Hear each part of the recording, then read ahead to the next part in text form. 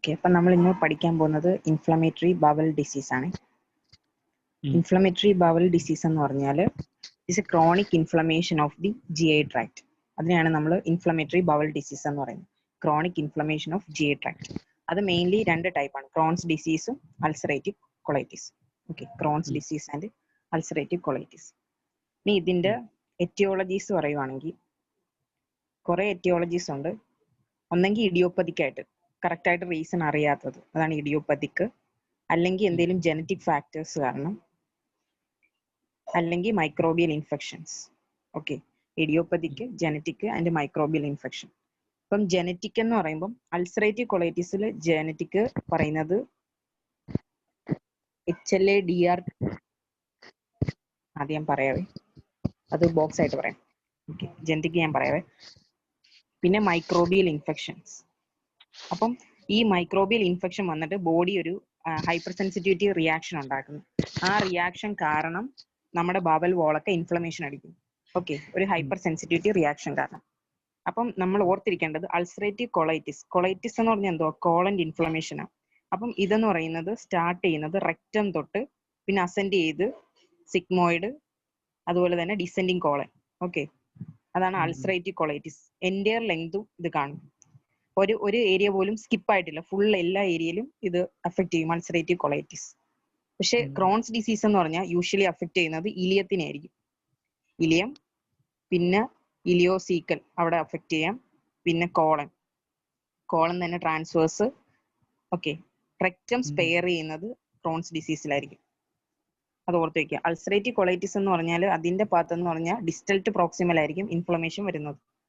Okay, rectum spare ചെയ്യുന്നത് ക്രോൺസിലാണ്. അത് just ഓർത്തിരിക്കുക. അപ്പം ഇനി ഇതെന്ന് പറഞ്ഞ ഞാൻ ഈ ulcerative colitis distal to proximal എന്ന് പറഞ്ഞല്ലോ, അതുകൊണ്ട് ഇതിന്റെ പറയുന്ന പേരാണ് back wash ileitis. Back wash, അതായത് പുറകിൽ നിന്ന് ഫ്രണ്ടിലോട്ട്, അങ്ങനെ ബാക്ക് വാഷ് ഇലിയറ്റിസ്. ഓക്കെ, ഇനി അൾസറേറ്റീവ് കൊളൈറ്റിസ് നേരത്തെ ഞാൻ പറഞ്ഞ ജനറ്റിക് ഫാക്ടർ എന്ന് പറഞ്ഞാൽ HLA-DR103. അൾസറേറ്റീവ് കൊളൈറ്റിസിന് മാത്രമേ ഉള്ളൂ ഇങ്ങനെ ജനറ്റിക് പ്രീഡിസ്പോസിഷൻ കൂടുതൽ. അതായത് ഈ ഒരു ജീൻ ഉള്ളവർക്ക്, HLA-DR103 ഉള്ളവർക്ക് അൾസറേറ്റീവ് കൊളൈറ്റിസ് വരാനുള്ള ചാൻസ് കൂടുതലാണ്. ഓക്കെ, പിന്നെ നമ്മളെ റെഡ് മീറ്റ് കഴിക്കുന്നവർക്ക് കൂടുതൽ ചാൻസ് ഉണ്ട്. പിന്നെ സ്മോക്കിംഗ് എന്ന് പറഞ്ഞാൽ അൾസറേറ്റീവ് കൊളൈറ്റിസിന് ഒരു പ്രൊട്ടക്റ്റീവ് ഫാക്ടറാണ്. അതായത് സ്മോക്ക് ചെയ്തവർക്ക് അൾസറേറ്റീവ് കൊളൈറ്റിസ് വരാനുള്ള ചാൻസ് കുറവാണ്. പക്ഷേ സ്മോക്ക് ചെയ്യുന്നവർക്ക് ഏറ്റവും കൂടുതൽ ചാൻസ് ക്രോൺസ് ഡിസീസ് വരാനാണ് സ്മോക്കിംഗ്. അതുപോലെ തന്നെ സൈക്കോളജിക്കൽ സ്ട്രെസ്, ലൈഫ് സ്റ്റൈല്, അതൊക്കെ കാരണം ഏറ്റവും കൂടുതൽ വരാൻ ചാൻസ് ഉള്ളത് അൾസറേറ്റീവ് കൊളൈറ്റിസ് ആണ്.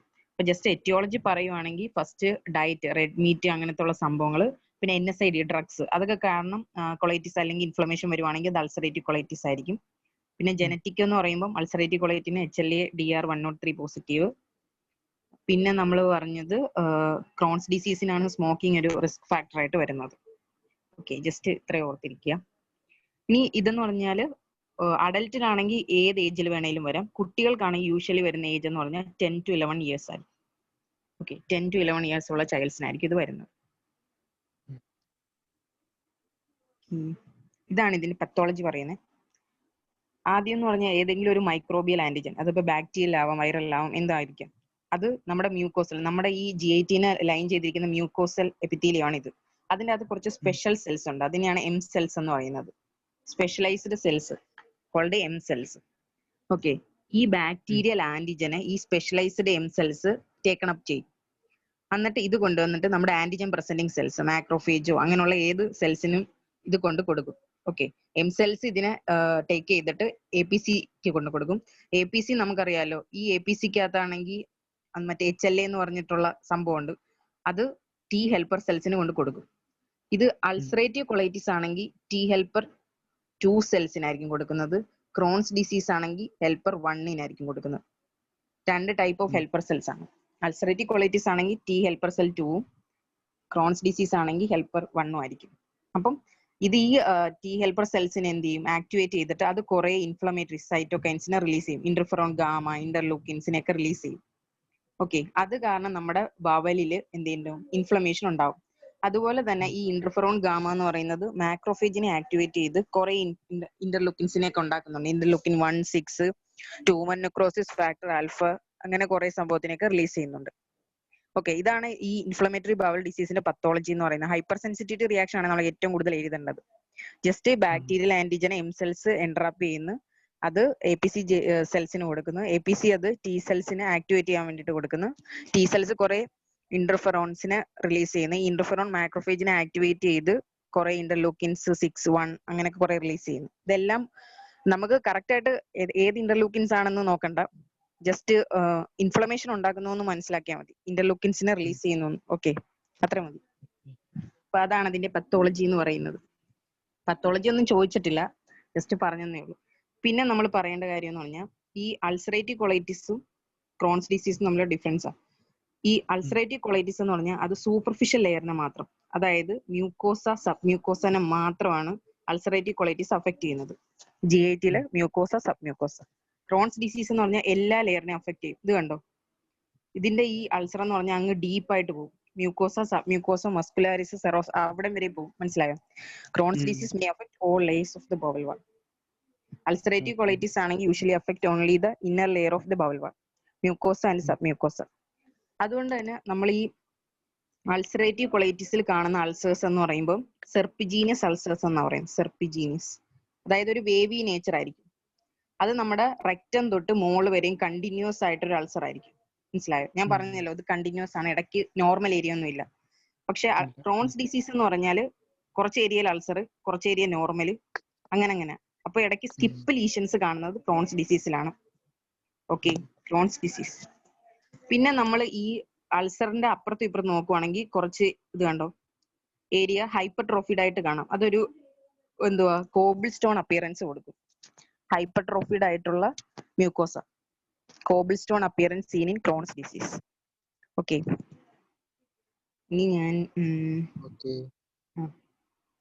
ഇതെല്ലാം സമറൈസ് ചെയ്ത് പറയുമ്പോൾ ശരിയായിക്കോളൂ കേട്ടോ. ഈ അൾസറേറ്റീവ് കൊളൈറ്റിസ് ടൈപ്പ് പറയുവാണെങ്കിൽ പ്രോക്ടൈറ്റിസ് എന്ന് വെച്ചാൽ റെക്റ്റം മാത്രം ഇൻവോൾവ് ചെയ്യുന്നതിനെയാണ് പ്രോക്ടൈറ്റിസ്. പ്രോക്ടൈറ്റിസ് എന്ന് പറഞ്ഞാൽ ഇൻഫ്ലമേഷൻ ഓഫ് റെക്റ്റം. ഇനി റെക്റ്റവും കഴിഞ്ഞിട്ട് ഡിസെൻഡിങ് കോളം വരെയാണെങ്കിൽ അത് ലെഫ്റ്റ് സൈഡഡ് കൊളൈറ്റിസ് എന്ന് പറയും. Left sided colitis. ഇനി ഡിസെൻഡിങ് കോളനും കഴിഞ്ഞ് ട്രാൻസ്വേഴ്സ് കോളം വരെ അഫക്ട് ചെയ്യുവാണെങ്കിൽ അതിനെ എക്സ്റ്റെൻസീവ് കൊളൈറ്റിസ് എന്ന് പറയും, അല്ലെങ്കിൽ പാൻ കൊളൈറ്റിസ് എന്ന് പറയും. ഓക്കെ, ഇപ്പൊ പ്രോക്ടൈറ്റിസ് എന്ന് പറഞ്ഞാൽ ഇൻഫ്ലമേഷൻ ഓഫ് റെക്റ്റം, പിന്നെ left sided colitis, extensive colitis, ulcerative കൊളൈറ്റിസിന്റെ ടൈപ്പാണ്. ഓക്കെ, പ്രോക്ടൈറ്റിസ് എന്ന് പറയുമ്പോൾ അവിടെ ഇൻഫ്ലമേഷൻ വരുമ്പോൾ നമുക്ക് മേജർ ഫീച്ചർ എന്ന് വെച്ചാൽ റെക്ടൽ ബ്ലീഡിംഗ് ആയിരിക്കും. ഓക്കെ, ആ ബ്ലീഡിംഗ് എന്ന് പറഞ്ഞാൽ ഒന്നെങ്കിൽ പെല്ലറ്റ്സ് പോലെ, സ്മോൾ പെല്ലറ്റ്സ് പോലെ ആയിരിക്കാം, അല്ലെങ്കിൽ ഒരു സ്മോൾ വോളിയം ഫ്ലൂയിഡ് ലോസ് ആയിരിക്കും. ഓക്കെ, ഇത് ജസ്റ്റ് ഓർത്തിരുന്നാൽ മതി. ഇനി ലെഫ്റ്റ് സൈഡഡ് കൊളൈറ്റിസ് ആണെങ്കിൽ അത് ബ്ലഡി ഡയറിയ കാണാം, അബ്ഡോമിനൽ ക്രാംസ് ഒക്കെ കൂടുതലും കാണുന്നത് ലെഫ്റ്റ് സൈഡഡ് കൊളൈറ്റിസ്. അതായത് കോളനും കൂടെ ഇൻവോൾവ് ചെയ്യുമ്പോഴാണ് കൂടുതലും അബ്ഡോമിനൽ പെയിൻ ഒക്കെ ആയിട്ട് പ്രസന്റ് ചെയ്യുന്നത്.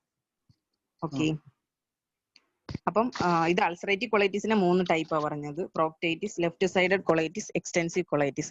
ഇനി ക്രോൺസ് ഡിസീസിന്റെ 3 ടൈപ്പ് എന്ന് പറയുമ്പോൾ ക്രോൺസ് ഏറ്റവും കൂടുതൽ അഫക്ട് ചെയ്യുന്ന ഞാൻ പറഞ്ഞു ഇലിയത്തിനെയാണ്. അപ്പം ഇലിയൽ അല്ലെങ്കിൽ ഇലിയോ കൊളോണിക് ഒരു ടൈപ്പ്. പിന്നെ സ്മോൾ ഇൻഡസ്റ്റൈനൽ ലൂപ്പിന് മാത്രമാണെങ്കിൽ അത് സ്മോൾ ഇൻഡസ്റ്റൈനൽ. ക്രോൺസ് കൊളൈറ്റിസ് എന്ന് പറയണമെങ്കിൽ ഇങ്ങനെ ഇടയ്ക്കിടയ്ക്ക്, അതായത് ട്രാൻസ്വേഴ്സ് കോളൻ, അങ്ങനെ ഡിസെൻഡിങ് കോളൻ അവിടെയൊക്കെ ആയിട്ട് സ്കിപ്പായിട്ട് വരുന്നത്, അതാണ് ക്രോൺസ് കൊളൈറ്റിസ് എന്ന് പറയുന്നത്. അല്ലെങ്കിൽ പെരി ഏനൽ ഡിസീസ് ആയിട്ട്, അതായത് ഏനസിന് ചുറ്റും കുറച്ച് ലീഷൻസ് ആയിട്ട് മാത്രമായിട്ട് പ്രസന്റ് ചെയ്യാം ക്രോൺസ് ഡിസീസ്, വേറെ എവിടെയും ലീഷൻ ഇല്ല, പെരി ഏനൽ. അപ്പൊ ഇതാണ് 4 ടൈപ്പ് ക്രോൺസിന്റെ: ileal, small intestinal, Crohn's colitis, peri anal disease. Okay,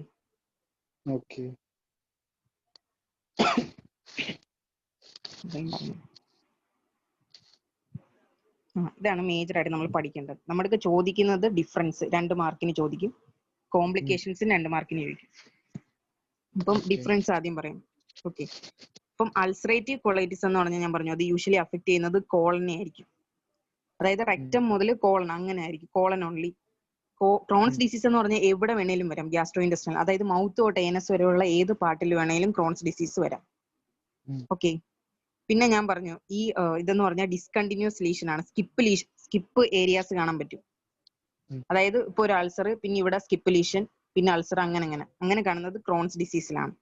ഇവിടെ അങ്ങനെ ഒരു ഇതില്ല, കണ്ടിന്യൂസ് ഇൻവോൾവ്മെന്റ്. ഞാൻ പറഞ്ഞല്ലോ റെക്റ്റം തൊട്ട് കോളം വരെ ഒറ്റ ഇതായിട്ട് സെർപ്പിജീനസ് അൾസർ ആയിട്ട് അങ്ങ് പോവാം. ഈ അൾസറിന് ബ്രേക്ക് ഒന്നുമില്ല. ഓക്കെ, പിന്നെ ബ്ലഡി ഡയറിയ ഏറ്റവും കൂടുതൽ കോമൺ ആയിട്ടുള്ളത് അൾസറേറ്റീവ് കൊളൈറ്റിസിന്. അത് ഓർത്ത് വെച്ചേക്കണം കേട്ടോ. Bloody diarrhoea common in ulcerative colitis. അതാണ് ഏറ്റവും ഇമ്പോർട്ടന്റ് പോയിന്റ്. പക്ഷെ ഇവിടെ ഉള്ള ഡയറിയ എന്ന് പറഞ്ഞാൽ വാട്ടറി ഡയറിയ ആയിരിക്കും. ക്രോൺസ് ഡിസീസിൽ വാട്ടറി ഡയറിയ ആണ്. ക്രോൺസിൽ വാട്ടറി, അൾസറേറ്റീവ് കൊളൈറ്റിസിന് ബ്ലഡി ഡയറിയ. പിന്നെ അബ്ഡോമിനൽ പെയിൻ, അബ്ഡോമിനൽ മാസ് ഇങ്ങനെയൊക്കെയായിട്ട് പ്രസന്റ് ചെയ്യുന്നത് ക്രോൺസ് ഡിസീസ് ആയിരിക്കും കൂടുതലും. അബ്ഡോമിനൽ പെയിൻ, അബ്ഡോമിനൽ മാസ് ഒക്കെ ആയിട്ട് പ്രസന്റ് ചെയ്യുന്നത് ക്രോൺസ് ആണ്. അൾസറേറ്റീവ് കൊളൈറ്റിസ് ലെസ് കോമൺ ആണ്. ഓക്കെ. പിന്നെ കുട്ടികളിൽ കൂടുതലായിട്ടും ഗ്രോത്ത് ഫെയിലർ അതൊക്കെ ഉണ്ടാക്കുന്ന ക്രോൺസ് ഡിസീസ് ആണ്. അത് വലിയ ഇമ്പോർട്ടന്റ് ഇല്ല. പിന്നെ ഇത് ഓർത്ത് വെക്കണം, പെരിയേനൽ ഡിസീസ്. അതായത് ഞാൻ പറഞ്ഞല്ലോ ക്രോൺസിന്റെ ലാസ്റ്റ് ടൈപ്പ് പെരിയേനൽ ഡിസീസ് ആയിട്ട് മാത്രം പ്രസന്റ് ചെയ്യാവുന്നു.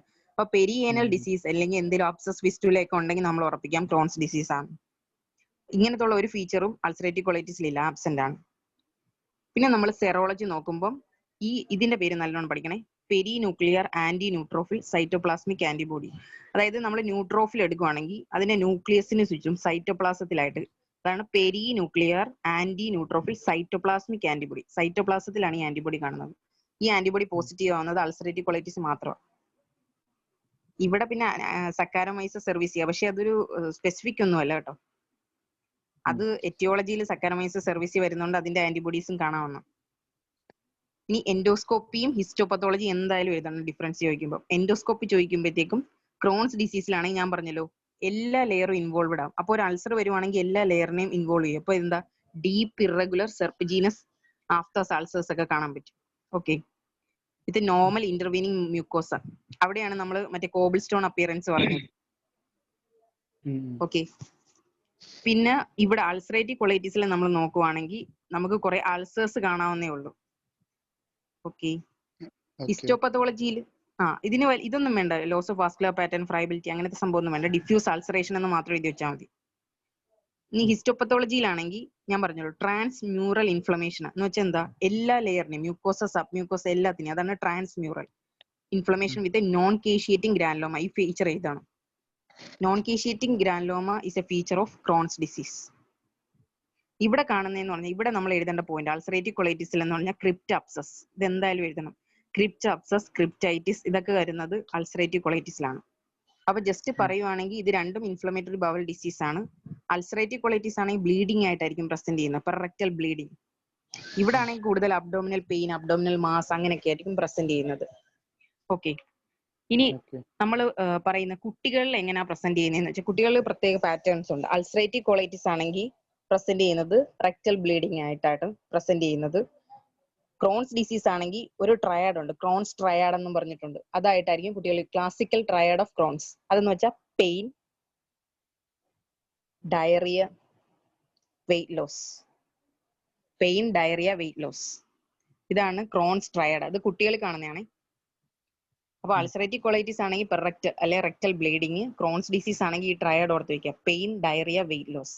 ഇതാണ് കുട്ടികളിൽ കാണുന്നത്. ഓക്കെ. 10 to 11 ഇയേഴ്സ് ഉള്ള കുട്ടികളിലായിരിക്കും കൂടുതലായിട്ടും വരുന്നത്, അത് നമ്മൾ പറഞ്ഞു. പിന്നെ ഈ നമ്മുടെ ക്രോൺസ് ഡിസീസിൽ നമ്മൾ പറഞ്ഞു അബ്ഡോമിനൽ പെയിൻ ആയിട്ട് വരുമെന്ന്. Abdominal pain and diarrhoea. അപ്പം ഈ അബ്ഡോമിനൽ പെയിൻ ഓരോ എപ്പിസോഡ് ഓഫ് ഡയറിയ കഴിയുമ്പോഴത്തേക്കും പെയിൻ കൂടി വരിക. അതായത് ഡയറിയ അസോസിയേറ്റഡ് പെയിൻ ആണ്. Okay. Pain is often associated with diarrhoea. Watery diarrhoea എന്ന് ഞാൻ പറഞ്ഞു. ബ്ലഡോ മ്യൂക്കസോ അങ്ങനത്തെ ഒരു സംഭവം കാണത്തില്ല. ഓക്കെ. പിന്നെ ഈറ്റിംഗ് പ്രൊവോക്സ് പെയിൻ.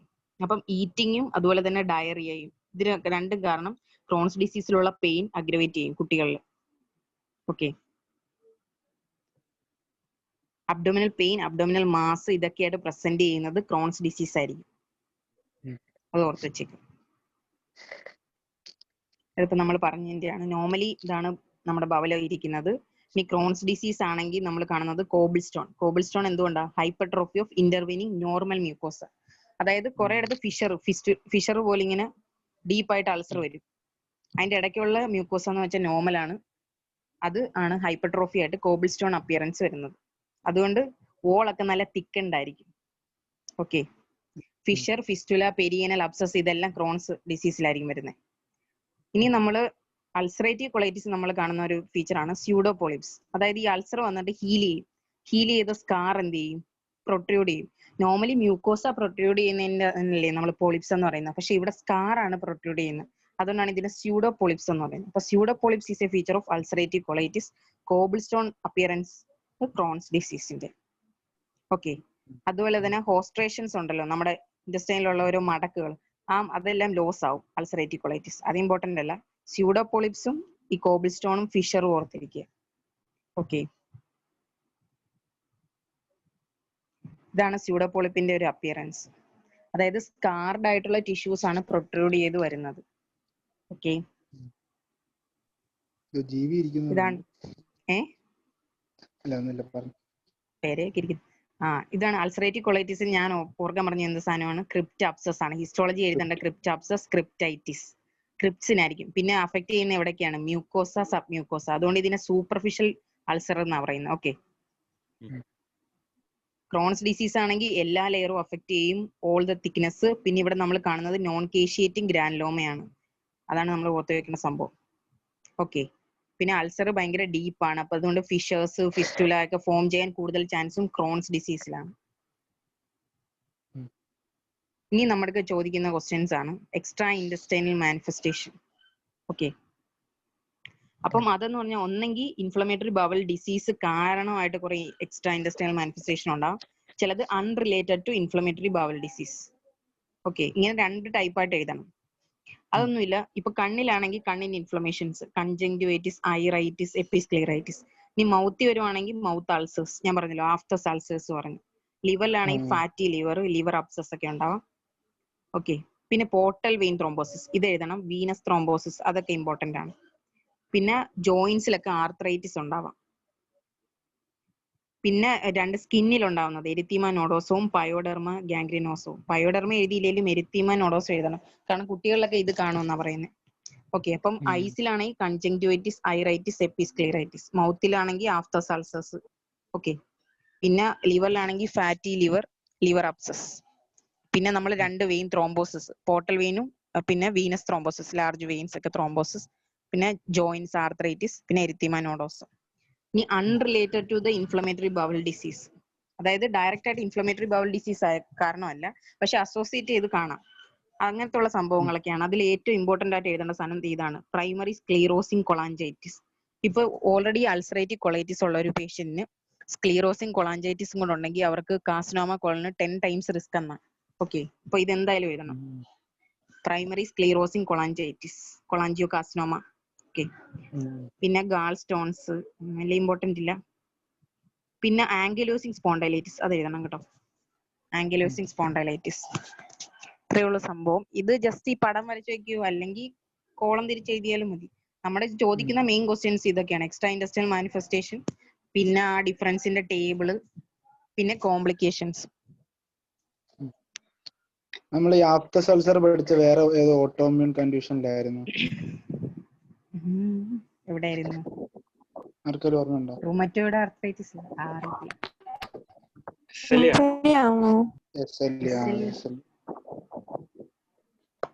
ഒരു ക്രൈറ്റീരിയ ഉണ്ടല്ലോ, അതിനകത്ത് ഒരു ക്രൈറ്റീരിയ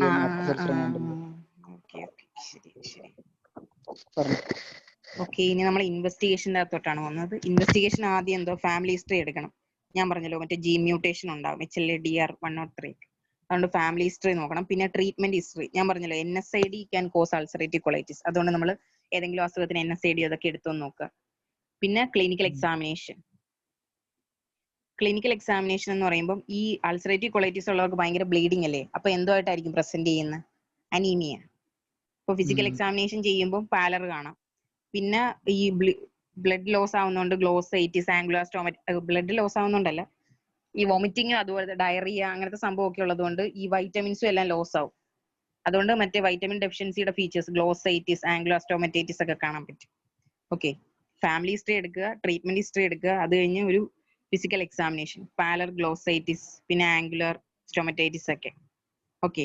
പിന്നെ നമ്മൾ എക്സാമിനേഷൻ ചെയ്യുമ്പോഴത്തേക്ക് അബ്ഡോമിനൽ മാസ്, അബ്ഡോമിനൽ പെയിൻ ഒക്കെ എന്തോത്തിന്റെ ഇതാന്ന് ഞാൻ പറഞ്ഞു, ക്രോൺസ് ഡിസീസ്.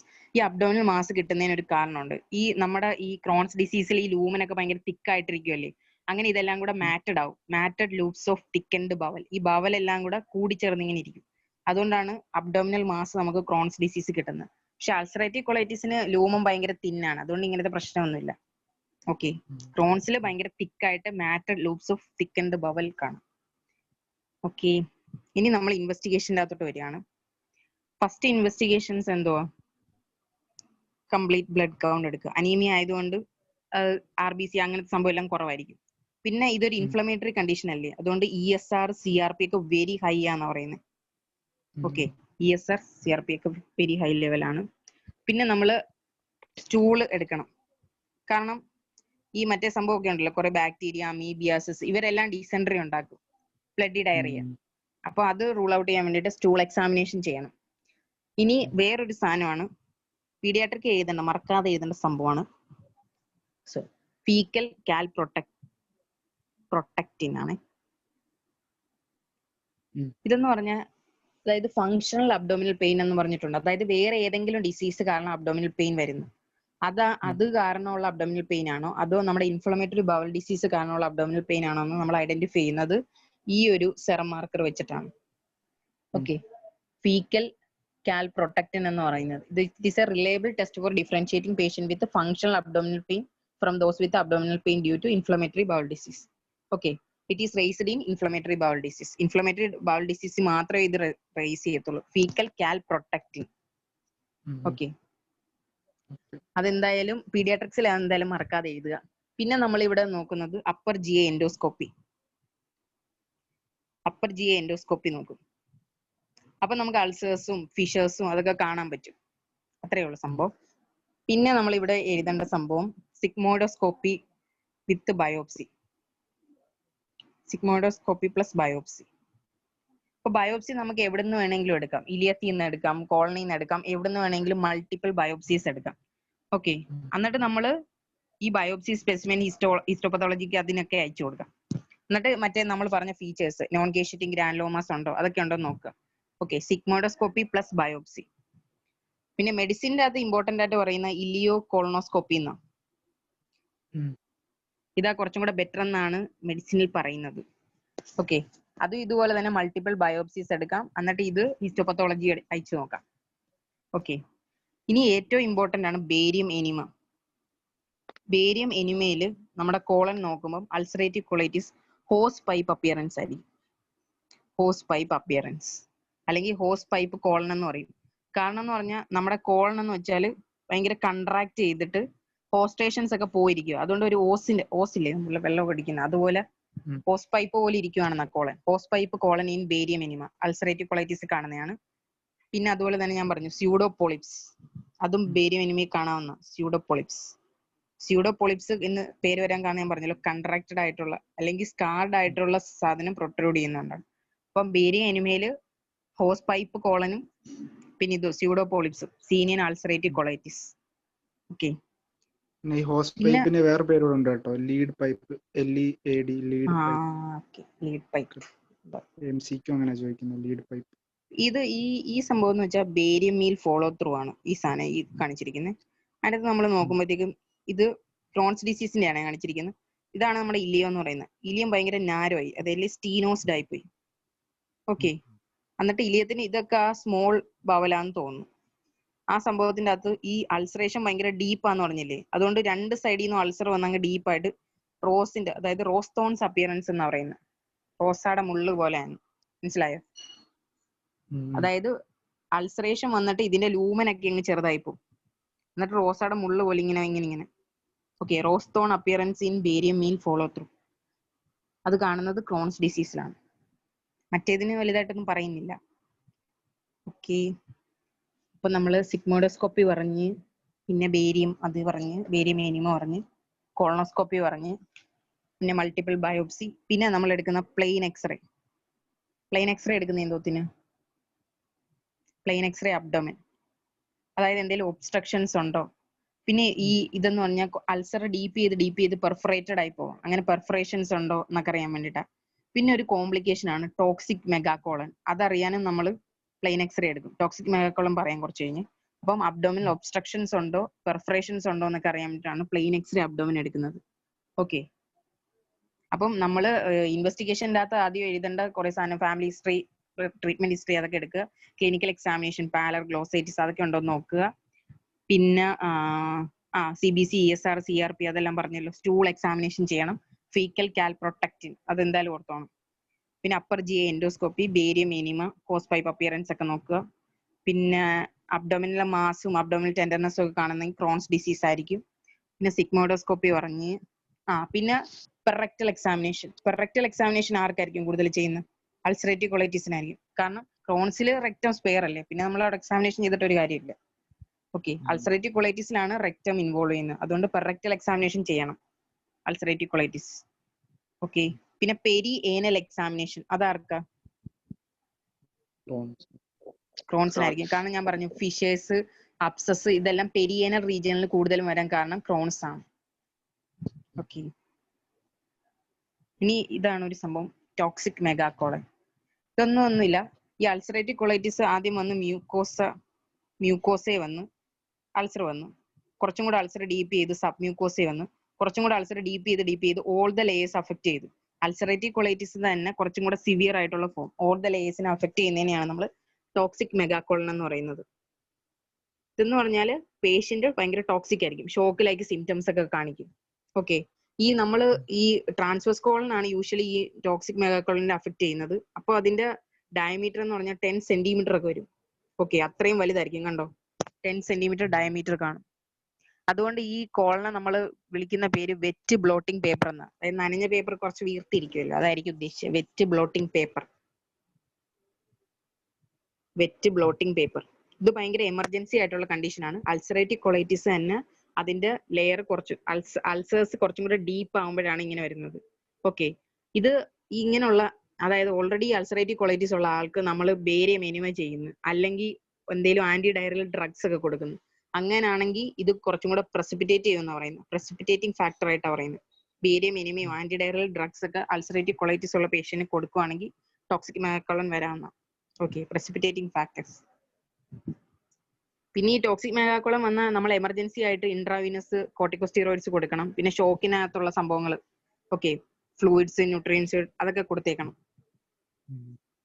ഇത് കോംപ്ലിക്കേഷൻ ആണ് അൾസറേറ്റീവ് കൊളൈറ്റിസിന്റെ ഒരു.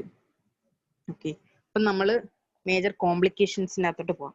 അപ്പൊ ഒന്നാമത്തെ കോംപ്ലിക്കേഷൻ ഞാൻ പറഞ്ഞു, ടോക്സിക് മെഗാകോളൻ. ഇതിപ്പം അൾസറേറ്റീവ് കൊളൈറ്റിസിനാണ് കൂടുതലും, മറ്റേതിന് വളരെ റെയർ ആണെന്ന് പറയുന്നത്. ഓക്കെ, അപ്പൊ നമ്മൾ കോംപ്ലിക്കേഷൻ നമുക്ക് ചോദിക്കാം. അപ്പൊ ഒന്നാമത്തെ കോംപ്ലിക്കേഷൻ ടോക്സിക് മെഗാകോളൻ. ഇനി അടുത്ത കോംപ്ലിക്കേഷൻസ് ആണ് ഹെമറേജ്. ഭയങ്കര സിവിയർ ആയിട്ടുള്ള ഹെമറേജ് ആയിരിക്കും. ഓക്കെ, കാരണം റെക്ടൽ ബ്ലീഡിങ് ഞാൻ പറഞ്ഞല്ലോ, അൾസറേറ്റീവ് കൊളൈറ്റിസിന് റെക്ടൽ ബ്ലീഡിങ് ആണ്. പിന്നെ ഫിസ്റ്റുല അങ്ങനത്തെ സാധനമൊക്കെ, സൈനസ് ഫിസ്റ്റുല അതൊക്കെ വരുന്നത് എവിടെയായിരിക്കും? ക്രോൺസ് ഡിസീസിലായിരിക്കും കൂടുതൽ കോംപ്ലിക്കേഷൻ ആയിട്ട്. പിന്നെ ഈ അൾസറേറ്റീവ് കൊളൈറ്റിസിന് ഏറ്റവും കൂടുതൽ ചാൻസ് കാർസിനോമ കോളൻ ആവാൻ.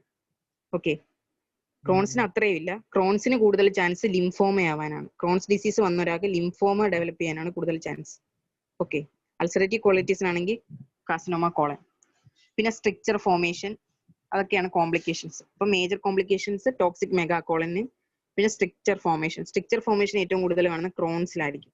സ്ട്രിക്ചർ, ഫിസ്റ്റുല ഒക്കെ. കാരണം ഇതിപ്പം ഇത് കണ്ടോ, ഇലിയത്തിനെ അഫക്ട് ചെയ്തു, ഇലിയം അങ്ങ് സ്റ്റീനോസിസ് ആയി പോയി. അപ്പൊ എന്ത് ചെയ്യും, ഇതാണ് ബവല്. Okay, ileum മധ്യവ. അപ്പൊ ഈ ഇലിയം ആണെങ്കിൽ തൊട്ടടുത്തുള്ള ട്രാൻസ്വേഴ്സ് കോളന്റെ അകത്തോട്ട് ഒരു കണക്ഷൻ ഉണ്ടാക്കും. Okay, fistula formation. Fistula formation, stricture ഇതൊക്കെ ഏറ്റവും കൂടുതൽ ക്രോൺസിലായിരിക്കും. ടോക്സിക് മെഗാകോളനും അങ്ങനത്തെ സംഭവമൊക്കെ അൾസറേറ്റീവ് കൊളൈറ്റിസിലായിരിക്കും. പിന്നെ ഹെമറേജ്, ഇത്രയേ ഉള്ളൂ. പിന്നെ ക്യാൻസർ, കോളോറക്ടൽ കാർസിനോമ കോളൻ ആണെങ്കിൽ അൾസറേറ്റീവ് കൊളൈറ്റിസ്, ലിംഫോമ ആണെങ്കിൽ ക്രോൺസ് ഡിസീസ്. ഇതാണ് ഇതിന്റെ മേജർ കോംപ്ലിക്കേഷൻസ്. ഇനി ഇതിന്റെ ഡിഡീസ് ഒന്നുമില്ല, നമുക്ക് തന്നെ പറയാവുന്നേ ഉള്ളൂ. ഇപ്പൊ ഡിസെൻട്രി ഏതൊക്കെ ഡിസെൻട്രി വരാം? അമീബിക് ഡിസെൻട്രി വരുന്നൂടെ? സാൽമണല്ല, ഷിജല്ല ഡിസെൻട്രി വരാം. Bacillary dysentery. പിന്നെ നമ്മളിപ്പോ പറഞ്ഞ കാർസിനോമ കോളൻ, അതും പെറക്ടൽ ബ്ലീഡിംഗ് ആയിട്ട് വരാം. അതുപോലെ തന്നെ വേറെ അതർ ഇൻഫെക്റ്റീവ് കൊളൈറ്റിസ്, അതാ ഞാൻ പറഞ്ഞ സാൽമണല്ല, ഷിജല്ല, HSV, സൈറ്റോമെഗാല വൈറസ്, അതെല്ലാം ഇൻഫെക്റ്റീവ് കൊളൈറ്റിസ് എന്നാ പറയുന്നത്. ഓക്കെ, നമ്മളിങ്ങനെ ഓർത്താൽ മതി, അതിന്റെ ക്ലിനിക്കൽ ഫീച്ചർ വെച്ചിട്ട് അതിന്റെ DD എഴുതുക. ഇനി ഇതിന്റെ ട്രീറ്റ്മെന്റ് എന്ന് പറഞ്ഞാൽ ഫസ്റ്റ് നമ്മൾ കൊണ്ടുവന്ന് ഇവർക്ക് അനീമിയ ഉണ്ട്, അതുപോലെ തന്നെ ഡയറി ഒക്കെ ആയതുകൊണ്ട് ഭയങ്കര ഡീഹൈഡ്രേഷൻ അങ്ങനത്തെ കാര്യങ്ങളൊക്കെ. അപ്പോൾ ഫസ്റ്റ് ജനറൽ മാനേജ്മെന്റ് ഉണ്ട്. ജനറൽ മാനേജ്മെന്റ് എന്ന് പറഞ്ഞാൽ അനീമിയ കറക്റ്റ് ചെയ്യുക, ഫ്ലൂയിഡ് ഇലക്ട്രോലൈറ്റ് അതിന്റെയൊക്കെ കൊടുക്കുക, പിന്നെ ന്യൂട്രീഷൻ, ടോട്ടൽ പാരന്റൽ ന്യൂട്രീഷൻ കൊടുക്കുക. പിന്നെ ഞാൻ പറഞ്ഞു സൈക്കോളജിക്കൽ സ്ട്രെസ് കാരണം അൾസറേറ്റീവ് കൊളൈറ്റിസ് വരാം. അപ്പോൾ എന്തുവാ സൈക്കോളജിക്കൽ കൗൺസിലിംഗ് കൊടുക്കുക, ട്രാങ്കുലൈസേഴ്സും സെഡേറ്റീവ്സ് ഒക്കെ കൊടുക്കുക. ഓക്കെ, ഇനി ജനറൽ ട്രീറ്റ്മെന്റ് ചെയ്ത് കഴിഞ്ഞ ഉടനെ നമ്മൾ ഡ്രഗ്സ് നമ്മൾ യൂഷ്വലി കൊടുക്കും. നമ്മൾ മറക്കാത്ത ഡ്രഗ് അതാണ് സൾഫാസലാസിൻ. ആണ് നമ്മൾ കൊടുക്കുന്ന ഡ്രഗ്സ്. ഓക്കെ, ഈ സൾഫാസലാസിൻ എന്ന് പറഞ്ഞാൽ അത് ഇൻഫ്ലമേഷനെ കുറയ്ക്കും, അതുപോലെ തന്നെ പ്രോട്ടിയോലൈറ്റിക് എൻസൈംസിനെയൊക്കെ ഇൻഹിബിറ്റ് ചെയ്യും. ഓക്കെ, സൾഫാസലാസിൻ പിന്നെ മെസാലമീൻ, ഇതാണ് നമ്മൾ കൊടുക്കുന്നത് ഡ്രഗ് ഓഫ് ചോയ്സ് എന്നൊക്കെ വേണമെങ്കിൽ പറയാം, മെസാലമീൻ. ഓക്കെ, ഇനി ഇത് കൊടുത്തിട്ട് ഇൻഫ്ലമേഷൻ ഒന്നും കുറയുന്നില്ലെങ്കിൽ നമ്മൾ സെക്കൻഡ് ഇതായിട്ട് കൊടുക്കുന്നതാണ് സ്റ്റീറോയിഡ്സ്. അതിൽ തന്നെ ഞാൻ പറഞ്ഞു ടോക്സിക് മെഗാകോളൻ ഒക്കെ ആയിട്ട് വരുവാണെങ്കിൽ നമ്മൾ അപ്പൊ തന്നെ IV ഹൈഡ്രോകോർട്ടിസം കൊടുക്കും. ഓക്കെ, അല്ലാതെ വലിയ കുഴപ്പമൊന്നുമില്ല, കോംപ്ലിക്കേഷൻസ് ഒന്നും ഇല്ലാത്ത ആളാണെങ്കിൽ നമ്മൾ ഓറൽ പ്രെഡ്നിസലോൺ കൊടുത്താൽ മതി, ഓറൽ പ്രെഡ്നിസലോൺ. പിന്നെ ഞാൻ ഇതിന്റെ പത്തോളജി പറഞ്ഞു, കുറെ ട്യൂമർ നെക്രോസിസ് ഫാക്ടേഴ്സും അങ്ങനെ സംഭവമൊക്കെ ഉണ്ട്. അപ്പൊ നമ്മൾ ആന്റി ട്യൂമർ നെക്രോസിസ് ഫാക്ടർ കൊടുക്കണം. അതാണ് നമ്മുടെ ഇൻഫ്ലിസുമാബ്, അഡാലിമുബാബ്, ആ സംഭവമൊക്കെ. Okay, anti tumour necrosis factor alpha, infliximab, adalimumab, അതൊക്കെ. ഈ ന്യൂവർ ആയിട്ടുള്ള 2 ഡ്രഗ് ഉണ്ട്, ഓൾസലാസിൻ ആൻഡ് ബാൽസലാസിൻ. Z ആണ്. ഇത് പുതിയ ഡ്രഗ് ആണ്. അപ്പൊ നമ്മൾ ഇതിൽ മറക്കാതെ എഴുതേണ്ട സാധനം സൾഫാസലാസിൻ ആണ്, പിന്നെ മെസാലമീൻ. ഓക്കെ, ഇൻഫ്ലമേഷനെ കുറയ്ക്കുന്നു, ഇൻഹിബിറ്റ് പ്രോട്ടിയോലൈറ്റിക് എൻസൈം. ഇത് കൊടുത്തിട്ട് ഒരു കുറവില്ലെങ്കിൽ നെക്സ്റ്റ് സംഭവമാണ് നമ്മൾ കൊടുക്കുന്നത് സ്റ്റീറോയിഡ്സ്. അത് കഴിഞ്ഞ് നമ്മൾ കൊടുക്കുന്നതാണ് anti tumour necrosis factor alpha, newer drugs, അതൊക്കെ നമ്മൾ ചെയ്യുന്നത്. പിന്നെ ഇമ്മ്യൂണോ മോഡുലേറ്റേഴ്സ് കൊടുക്കാം, മെത്തോട്രെക്സേറ്റ് അങ്ങനെ സംഭവമൊക്കെ കൊടുക്കാം. ഓക്കെ, ആന്റി ക്യാൻസർ ഡ്രഗ്സ് ഒക്കെ ഇതിനകത്ത് കൊടുക്കാം. പിന്നെ ഈ ഡയറി ആയതുകൊണ്ട് ഞാൻ പറഞ്ഞു വൈറ്റമിൻ ഡെഫിഷ്യൻസി ഒക്കെ കാണും, അത് കാരണം സ്റ്റോമറ്റൈറ്റിസ്, ആംഗുലർ, ആ സംഭവമൊക്കെ ഉണ്ടാവും. അതുകൊണ്ട് നമ്മൾ വൈറ്റമിൻസിനൊക്കെ കൊടുക്കുക, വൈറ്റമിൻ D സപ്ലിമെന്റ്സ്, കാൽഷ്യം, അങ്ങനത്തെ സംഭവമൊക്കെ കൊടുത്തേക്കണം. ഓക്കെ, ഇനി കുറച്ച് കോംപ്ലിക്കേഷൻസ് ആയിട്ട് വന്നു, അതായത് പെർഫറേഷൻ ആയി, അല്ലെങ്കിൽ ടോക്സിക് മെഗാകോളൻ ആയി, അല്ലെങ്കിൽ ഭയങ്കര ഹെമറേജ് ആയി, അങ്ങനെയൊക്കെ വരുവാണെങ്കിൽ നമ്മളൊന്നും നോക്കത്തില്ല, സർജറി ചെയ്യും. ക്രോൺസിൽ നമ്മൾ ചെയ്യുന്ന സർജറി എന്ന് പറഞ്ഞാൽ സെഗ്മെന്റൽ റിസെക്ഷൻ. ഞാൻ പറഞ്ഞല്ലോ ഇടയ്ക്കിടയ്ക്ക് സ്കിപ്പ് ലീഷൻസ് ഉണ്ട്. അപ്പം ഈ ഡിസീസ് എവിടെയാണോ അത് മാത്രം നമ്മൾ കട്ട് ചെയ്തിട്ട് അനസ്റ്റമോസ് ചെയ്യുന്നു. ഓക്കെ, സെഗ്മെന്റൽ റിസെക്ഷൻ ആൻഡ് അനസ്റ്റമോസിസ്, അതാണ് ക്രോൺസിൽ ചെയ്യുന്നത്. പക്ഷെ അൾസറേറ്റീവ് കൊളൈറ്റിസിന് ചെയ്യുന്ന സർജറിയുടെ പേരാണ് ടോട്ടൽ പ്രോക്ടോകോളക്ടമി.